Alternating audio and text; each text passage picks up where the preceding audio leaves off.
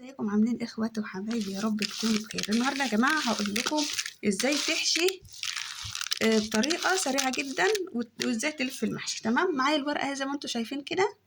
بنحط بقى شويه الرز بتوعنا او شويه الخلطه في نص الورقه يا جماعه، في نص الورقه. تمام، مش بتفرديهم لانك انت لو فردتهم اصلا في السوا هتلاقيهم خرجوا من الجناب كده وبهدلوا لك الحله. تمام، فانت بتروحي ماسكه كده الصابع ولفه كده واحده واحده معايا، وتروحي عامله كده وبسرعه كده لفتين. خلاص، دي كده اسهل طريقة للف المحشي يا جماعة.